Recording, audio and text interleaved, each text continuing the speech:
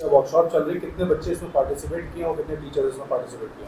Sir today I think 200 बच्चे हमारे school से आज पार्टिसिपेशन हुई है। और ये वर्कशॉप जो है ये आज ही नहीं कल भी हमारे यहाँ हुई थी। तो कल भी हमारे यहाँ करीब 150 बच्चे पार्टिसिपेट किए थे। मैम कौन कौन टीम आई है यहाँ पर आपके यहाँ? ये रिच एनालिसिस की टीम है, टीम 360। ये पूरी टीम इस वर्कशॉप को और सेमिनार को मैनेज कर रहे हैं। और इसके साथ हमारे यूपी के जो कोऑर्डिनेटर हैं ओम प्रकाश जी और अनंत त्रिपाठी जी, ये लोग भी इस चीज़ एक्चुअली उन्हीं लोगों ने इनिशिएट किया है इसको, इस सेमिनार को ऑर्गेनाइज़ कराने के लिए। तो उनके सौजन्य से ही हम लोग इस सेमिनार को ऑर्गेनाइज़ करा पाए हैं। और विनीत शर्मा जी और विपुल शर्मा जी का यहाँ आना उन्हीं की कोऑर्डिनेशन की वजह से हो पाया है ये। कैसा रिस्पांस मिल रहा है इसमें आपको? Wonderful sir, amazing response I am getting from the children because कल के जो बच्चे अटेंड किए थे सेमिनार, आज मॉर्निंग में हमने उनसे खुद ही बातचीत की and I interacted with them. तो मुझे ये पता चला कि उन्होंने जैसे मुझे बताया कि they are feeling very tired. Physically they are feeling very tired but mentally they are very relaxed. उनको काफ़ी लग रहा है कि हम रिलैक्स्ड हैं और हमें चीज़ें याद हैं, बिल्कुल लाइट फील कर रहे हैं मेंटली। बट बिकॉज कल उन्होंने बहुत थोड़ा स्ट्रेनफुल एक्सरसाइजेज और फिज़िकल एक्सरसाइजेज किए हैं, उसकी वजह से उनको फिज़िकल स्ट्रेन है।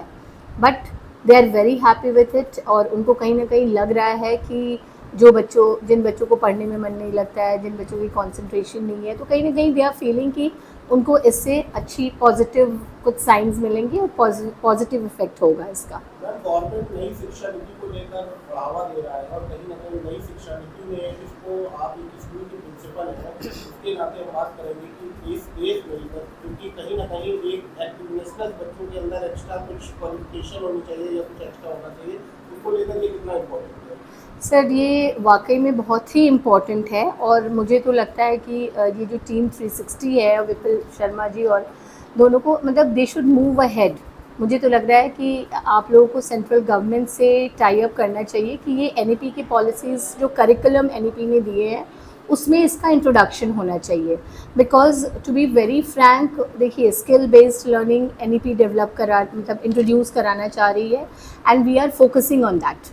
हमारी जो ग्रुप है पायनियर मॉन्टेसरी स्कूल की जो ग्रुप है, जो हमारे मैनेजर सर हैं ब्रजेंद्र सिंह सर, वो बहुत ज़्यादा इस पर फोकस कर रहे हैं। और इन्हीं वजह से हमारे इसी ब्रांच में नहीं, हमारे सभी ब्रांचेस में जैसे योगा क्लासेस हमारी कंटिन्यूसली करिकुलम में एडेड है। एक्टिविटीज़ कुछ हमारे यहाँ ऐसे हैं जो हमारी ईयरली करिकुलम में एडेड है और हम उसको फॉलो कर रहे हैं। और कल जब ये वर्कशॉप हुआ हमारे स्कूल में तो मैंने सर से बात भी की है, विनीत शर्मा जी से, कि हम चाह रहे हैं कि इसको हम अपने SUPW एक्टिविटी एक हमारे यहाँ होती है जिसमें हम बच्चों को अलग अलग स्किल्स पे फोकस करवा के उसमें उनकी ओवरऑल डेवलपमेंट कराना चाह रहे हैं। तो कल की वर्कशॉप अटेंड करने के बाद मुझे बहुत इंटरेस्ट लगा कि हम इसको उस एक्टिविटी में शामिल कर लें एज वन एक्टिविटी। जैसे हमारे यहाँ 11 एक्टिविटीज़ चल रही हैं, मैं इसको 12वें नंबर पे डालना चाह रही हूँ सो दैट इसका इफेक्ट हमारे बच्चों को स्कूल के करिकुलम के थ्रू से ही मिल जाए। एक अहम सवाल है कि आज की तारीख में मैम हर पेरेंट्स चाहता है कि हमारे बच्चे आगे बढ़ें, लेकिन कहीं ना कहीं पूंजी की स्थिति सही ना होने के कारण बच्चों को बहुत बड़ी तकलीफ आती है और पेरेंट्स भी चाहकर अपने बच्चों को आगे प्रोत्साहन नहीं दे पाते। तो ये कहीं एक नई एक्टिविटी है और बच्चे को नई एक चीज़ सीखने को मिल रही है। इसमें बच्चों को अगर आगे सीखना होगा तो क्या लगता है आपको, क्या बच्चे उस चीज़ को या उनके पेरेंट्स उस चीज़ को किसी तरह से मैनेज कर पाएंगे? सर देखिए, इट ऑल डिपेंड्स कि बच्चे कितना इस एक्टिविटी को मतलब परफॉर्म करें। जैसे कि सर ने बताया कि इसके लिए सबसे ज़रूरी है, कल जब इन्होंने अपना इंट्रोडक्शन दिया तो इन्होंने बताया कि सबसे ज़रूरी है कि 3 महीने तक मोबाइल और टीवी छोड़ देना है बच्चों को।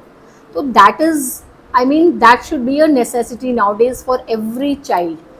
Every child should be restricted for that because post Covid जो भी हैबिट्स डेवलप हुए हैं बच्चों में, वो बहुत डिफ़िकल्ट हो गया है पेरेंट्स को कि उनको मोबाइल से और टीवी से दूर करें।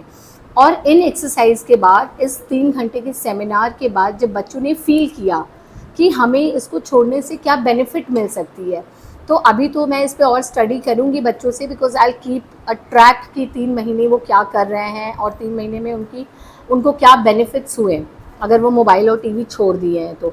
और अगर पेरेंट्स को इसका इफ़ेक्ट दिखेगा कि बच्चों के मोबाइल छोड़ने से, टीवी छोड़ने से उनके में ग्रोथ आई है, एकेडमिकली वो स्ट्रांग हो रहे हैं और उनकी कंसंट्रेशन लेवल बढ़ गई है, तो डेफिनेटली मुझे नहीं लगता है कि पेरेंट्स इसमें पीछे हटेंगे।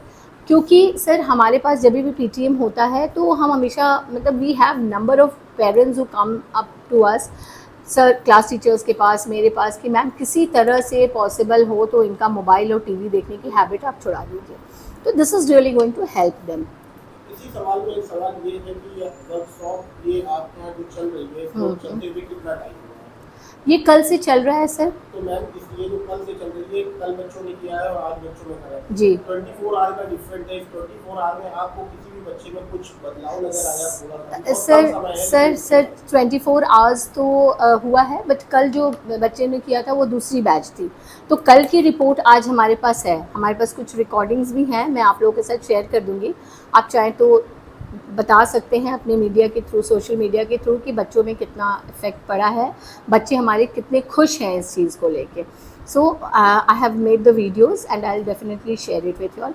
और आज जिन बच्चों ने किया है तो कल हम उसका रिपोर्ट आपको डेफिनेटली दे पाएंगे। तो टाइम टेकिंग भी होता होगा तो स्टडीज में भी इफेक्ट करेगा?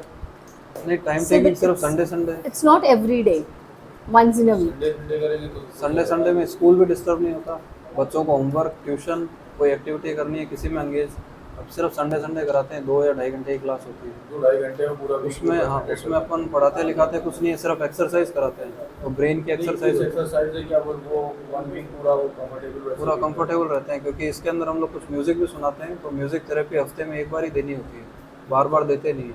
नई एक्टिविटी ना, हम लोग 10 साल पहले जब पढ़ाई किए उस समय से नहीं था। हाँ उस समय होता था, हम लोग कभी फूल के डिब्बा रखते तो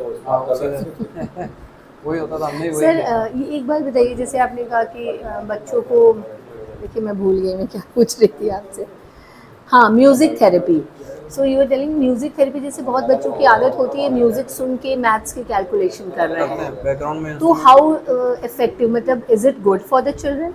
क्योंकि एज अ पेरेंट मुझे लगता है कि दिस इज, हाँ डिस्ट्रैक्ट होंगे, बट बच्चों को मैंने देखा है बहुत बच्चे with music they can concentrate more. मैं बताता हूँ, देखो ऐसा होता है, जो हम ये रिपोर्ट बनाते हैं ना, हाँ तो हाँ। जो इस रिपोर्ट के अंदर ब्रेन में क्या टोटल 4 तरह के लोब्स हैं। एक को हम लोग जैसे देख रहे हैं ना, तो उसको बोलते हैं ओसिपिटल लोब बोलते हैं। सुन रहे हैं तो उसे बोलते हैं टेम्परल लोब। कोई एक्टिविटी करते हैं तो उसको बोला जाता है पैरिएटल लोब। तो हम लोगों के ऐसे ब्रेन में अलग अलग है, जैसे कुछ कैलकुलेशन करना है तो फ्रंटल लोब। लेकिन आपने जो क्वेश्चन पूछा वो है इसका टेम्परल लोब का। टेम्परल लोब का एक ज़बरदस्त कैरेक्टरिस्टिक है कि म्यूज़िक पसंद होता है। जिस भी बच्चे के रिपोर्ट के अंदर टेम्परल लोब बहुत ज़्यादा डोमिनेटिंग आता है, उनका म्यूज़िक में बहुत इंटरेस्ट होता है। और ये म्यूज़िक सुनना, इससे ना टेम्परल लोब की खुराक है।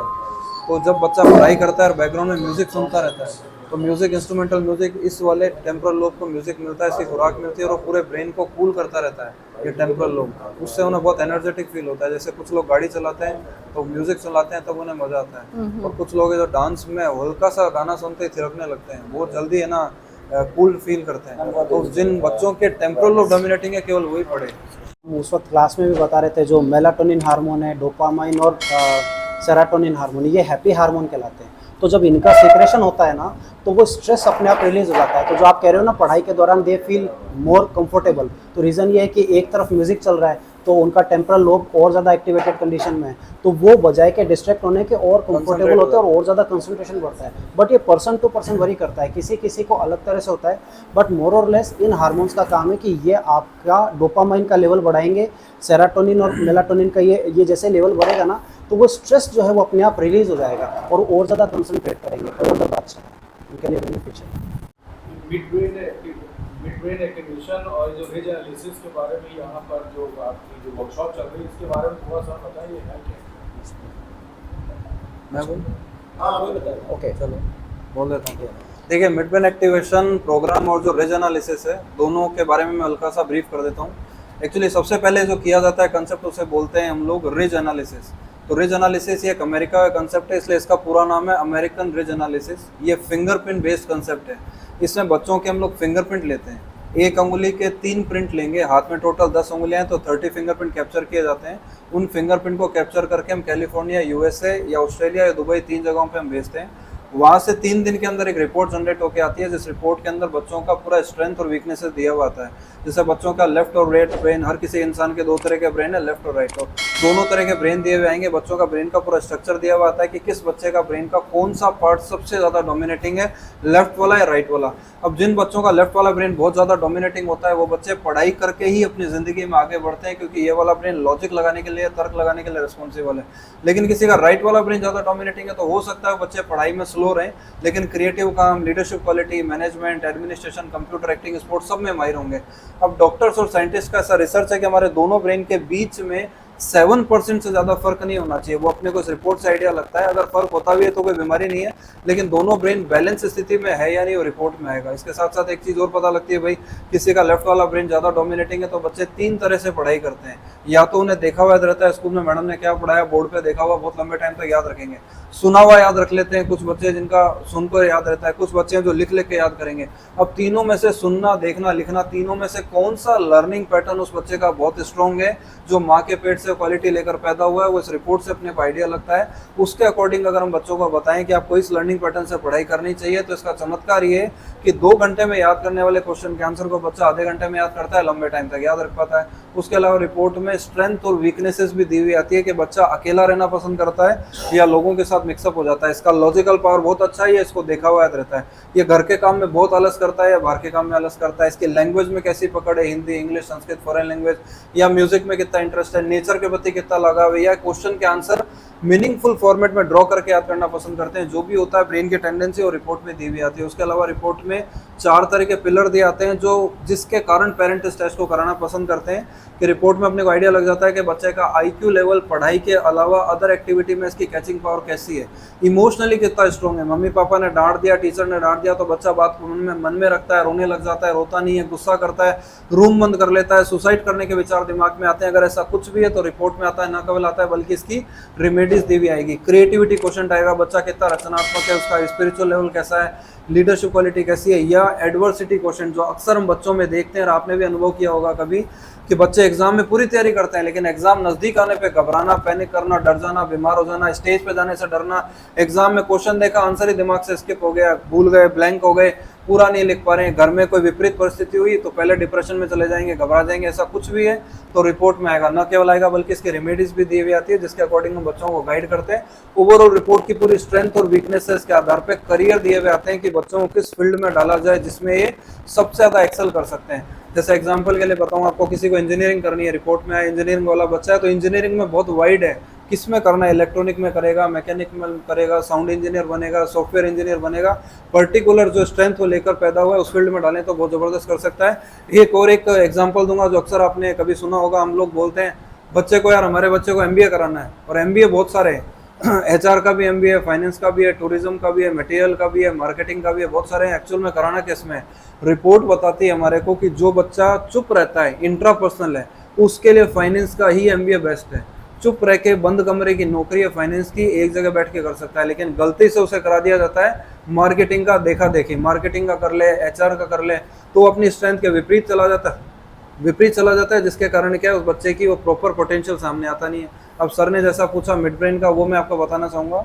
इस रिपोर्ट की स्ट्रेंथ और वीकनेसेस तो हमारे सामने आ गई, तो जो वीकर स्थिति है, जो वीकनेसेस है, उन्हें दूर करने के लिए हम एक वर्कशॉप कराते हैं जिसे बायोलॉजिकली तो नेम है उसका पीनियल ग्लैंड एक्टिवेशन, और लोग उसे मिड ब्रेन एक्टिवेशन के नाम से भी जानते हैं। इस वर्कशॉप में 12 दिन की क्लास होती है, जैसा PMS स्कूल लखनऊ में भी चल रही है। इस क्लास को करने के बाद जो इस रिपोर्ट में वीकनेसेस आती है वो ओवरकम हो जाती है और स्ट्रेंथ में बदल जाती है। बच्चों की याददाश्त अच्छी हो जाती है, फोटोग्राफिक मेमोरी अच्छी होती है, स्टेज पे आके बोलने का करेज आता है, लैंग्वेज स्किल्स सुधरती है, क्रिएटिविटी बढ़ती है। 2 घंटे वाली चीज़ बच्चे आधे घंटे में याद करते हैं और ज़बरदस्त उनके अंदर आपको टैलेंट देखने को मिलेगा।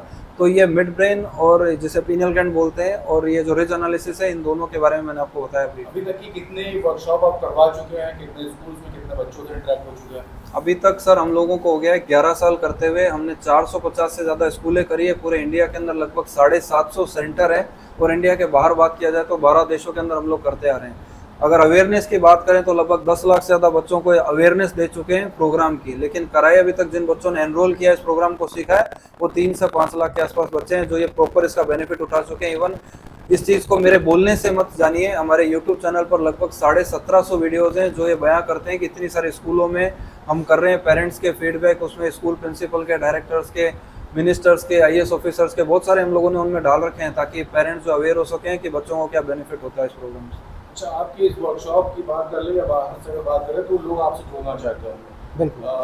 सबसे ज़्यादा बात होती है इसमें खर्चा कितना आएगा, टाइम कितना लेगा, तो वो कितना खर्चा आता है? ऐसा है, हम लोग जो ये प्रोग्राम करते हैं, आपकी जानकारी के लिए बताएं, जब हमने इस प्रोग्राम को शुरू किया था, बिकॉज इंडिया में 70% जो लोग हैं वो मिडिल क्लास में, तो हमने इस चीज़ को ध्यान में रखते ही इस प्रोग्राम को इंट्रोड्यूस किया था कि इतना फीस नहीं रखेंगे कि कोई भी बच्चा बियर नहीं कर पाए। जो वेल टू डू हैं, जो अच्छे हैं, वो तो कर लेते हैं, बट अधिकार तो शिक्षा का सभी को है, तो इसको ध्यान में रख के एकदम नॉमिनल चार्जेस पे, जैसा अभी हमने स्कूल में भी बात किया था PMS में, बहुत नॉमिनल चार्जेस पे कि कोई भी इसको बियर कर सके, उस ग्राउंड को ध्यान में रखते हुए तीनों प्रोग्राम हम करा रहे हैं। जैसा मिड ब्रेन का जिक्र किया, तो मिड ब्रेन से पहले पीनियल ग्लैंड एक्टिवेशन से पहले, जो इसका निकनेम है मिड ब्रेन का, इससे पहले ये रेज एनालिसिस टेस्ट होगा। टेस्ट के बाद में करीब 1 वीक लगता है, रिपोर्ट बनकर आती है, उसके बाद बच्चों का हम ये 10 डेज का वर्कशॉप कराते हैं और उसके बाद में ब्रेन इंजीनियरिंग मेमोरी एनहांसमेंट कराते हैं। ये सारा का सारा प्रोग्राम बहुत ही नॉमिनल चार्जेस पे कि कोई भी बच्चा आसानी से इस प्रोग्राम को कर सके, उसको ध्यान में रख के हम लोग लेके आए। कितना टाइम टेकिंग होता है? ये 10 दिन का वर्कशॉप होता है। पहले 10 दिन का पहले फिंगरप्रिंट टेस्ट होगा, रिपोर्ट जनरेट होकर आ जाएगी, उसके बाद 10 डेज का संडे हम वर्कशॉप कराते हैं, क्योंकि 44 हर्ट्ज का म्यूजिक सुनाते हैं। और अभी बच्चों की, चूंकि आज का दौर आप और हम जानते हैं, इतनी एक्सरसाइज का अभ्यास नहीं है, तो कंटिन्यूस कराना संभव नहीं है, इसलिए हम 1 वीक का गैप रखते हैं, तो संडे कराते हैं। बाकी डेज में बच्चे स्कूल्स में, कोचिंग में एंगेज रहते हैं, तो संडे का टाइम मिलता है। संडे 4 घंटे के दौरान हम ये चीज़ कराते हैं। जैसे सुबह 7 बजे कराया तो 4 घंटे 11 बजे कंप्लीट हो गया, या 8 बजे कराया तो 12 बजे कंप्लीट होगा। ऐसा 3 महीने तक ऑलमोस्ट जो है हम क्लास कराते हैं, जो 12 संडेज में कवर होता है, और उसके बाद बच्चों में रिजल्ट आता है। चूँकि यहाँ पे एक चीज़ हम कवर करना चाहेंगे, जैसे इसका रिजल्ट का भी हम जिक्र करते हैं, जो हम आप चाहे तो YouTube पे भी देख सकते हैं। और जो मैम जिक्र कर रही थी और सर ने भी पूछा कि एक दिन में क्या परिवर्तन आपको देखने को मिला है, कोई स्पेसिफिक कोई चीज़ देखने के लिए, तो हम बताएं आपको, जब हम 10 डेज का वर्कशॉप करते हैं तो उसमें तो बहुत रिजल्ट आते हैं, लेकिन एकदम से क्या रिजल्ट देखा जा सकता है, तो हम इसमें जो वर्कशॉप कराते हैं 4 घंटे का, उस दौरान हम 44 हर्ट्ज का म्यूजिक सुनाते हैं, 20 ब्रेन जिम की एक्सरसाइज कराते हैं और डांस कराते हैं। उसका रिजल्ट है कि पहले ही दिन बच्चों में यह टैलेंट आता है कि वो ब्लाइंड फोल्ड करने लगते हैं, यानी मेलाटोनिन हार्मोन का जैसे ही सीक्रेशन बढ़ता है, बच्चों में यह योग्यता आती है कि वो बंद आंख से किताब पढ़ सकते हैं, कलर पहचान सकते हैं, मोबाइल के मैसेज पढ़ सकते हैं, पैरों से अखबार पढ़ सकते हैं। ये सारे टैलेंट आते हैं और ये कल मैम से हमने शेयर भी किया था। सारे बच्चों में ये रिजल्ट आया है। कल सभी बच्चे बंद आंखों से कलर रिकॉग्नाइज करने की ये योग्यता हासिल कर चुके हैं। और इसमें कोई चमत्कार नहीं है, हर वो बच्चा जो 5 से 16 साल की एज के बीच का है, उनका pineal gland mid brain activate होता है, और उसके एक्टिवेशन के बाद में ये हार्मोन का सीक्रेशन एक्सरसाइज और म्यूजिक के थ्रू बढ़ता है, जिसका ये परिणाम है कि वो ब्लाइंड फोल्ड कर पाते हैं। डायरेक्टली अगर कोई जुड़ना चाहे तो कैसे? हमारी कंपनी है टीम 360, आप नेट पे सर्च करेंगे, हमारी कंपनी का नाम है 360 degree change transformation private limited. जैसे ही नेट पे डालेंगे हमारा पूरा डिटेल मिलेगा। आप ऑनलाइन कॉल के थ्रू सारा नंबर डिटेल है, आप डायरेक्ट हमें अप्रोच कर सकते हैं। चूंकि लखनऊ में है तो हमारा ये कमिटमेंट है स्कूल मैनेजमेंट को कि हम PMS के साथ मिलकर इस प्रोग्राम को यहाँ पर चलाना चाहते हैं, इसको रेगुलर बेसिस पे ले जाना चाहते हैं, ताकि ज़्यादा से ज़्यादा, क्योंकि अलग अलग जगह जाना हमारे लिए भी चैलेंजिंग होता है, तो हम ऐसा ग्राउंड जरूर देखते हैं जहाँ से पूरे लखनऊ को कवर किया जा सके। तो वी वर थिंकिंग कि मैनेजमेंट के साथ कोलैबोरेट करके सारे बच्चों को यहाँ पे इन्वाइट किया जा सके, पेरेंट्स को इन्वाइट किया जा सके, ताकि एक ग्राउंड बन सके, एक प्लेटफॉर्म बन सके, जहाँ से पूरे लखनऊ को हम लाभान्वित कर सकें। साथ ही साथ एक चीज़ हम यहाँ पे और कवर करना चाहेंगे, क्योंकि सारे आप लोग यहाँ पे मीडिया कर्मी मौजूद हैं। देखिए, इस प्रोग्राम के बारे में अगर आप नेट पे सर्च करेंगे, यूट्यूब पे सर्च करेंगे, तो हमारे माननीय प्रधानमंत्री महोदय इस पे ऑलरेडी 1 घंटे का सेशन ले चुके हैं कि ये टेस्ट 5th स्टैंडर्ड में ही हो जाना चाहिए। क्या जरूरी है कि आप 10वीं में ये डिसीजन लें कि बच्चे को कौन सा सब्जेक्ट दिलाया जाए, क्योंकि मार्क्स के बेसिस पे या इंटरेस्ट के बेसिस पे करियर बनता है, और दोनों में रिस्क है, क्योंकि मार्क्स पहले के मुकाबले आजकल बच्चों के बहुत आते हैं, और इंटरेस्ट तो क्या है, बच्चा मूवी देख के डिसाइड करता है मुझे ये करना है, घर में ये हो रहा है, सराउंडिंग से होता है, बट वो स्ट्रेंथ है कि नहीं ये जानना जरूरी है। इस पे प्रधानमंत्री महोदय ने भी बहुत जोर दिया है कि ये टेस्ट हर बच्चे का होना चाहिए। यहाँ हमारे यूपी में माननीय मुख्यमंत्री महोदय वो भी इस पे फोर्स कर रहे हैं कि इस तरह की शिक्षा नीति लाए जो स्किल बेस्ड हो, बच्चों की स्ट्रेंथ के बेसिस पे किया जा सके, ताकि वो मैक्सिमम अपना बेनिफिट उठा सके। लास्ट में किसी भी तरह का टीम 360 कोई भी हम भाग्य बताना, ज्योतिष बताना ऐसा क्लेम नहीं करते हैं। जैसे मान लीजिए, भगवान ना करे किसी के साथ कोई मिस हैपनिंग हो जाए, मान लीजिए बाइक चला रहे हो और एक्सीडेंट हो जाए और पैर में चोट आए, तो डॉक्टर जनरली क्या कहते हैं, एक्सरे कराइए। एक्सरे में मान लीजिए या फ्रैक्चर है तो डॉक्टर कहते हैं प्लास्टर कराइए। अब प्लास्टर करना या एक्सरे करने का अर्थ ये तो नहीं है कि कोई भाग्य देखा है या ज्योतिष देखा है, ये pure biologically scientifically proven program है। और हर वो बच्चा जो स्कूल गोइंग है वो भी इसका लाभ उठा सकता है, कॉलेज गोइंग, हर इवन आप जो मीडिया कर्मी बैठे हैं आप भी इसका लाभ उठा सकते हैं। इसका एक्सट्रीम ये है कि आप कोई भी किताब को पेज नंबर सहित याद कर सकते हैं, जिसके लिए साल भर लगता है बच्चों को, 10 दिन में आप उस बुक को पेज नंबर सहित याद कर सकते हैं कोई भी थ्योरी की। ये इसका लाभ है।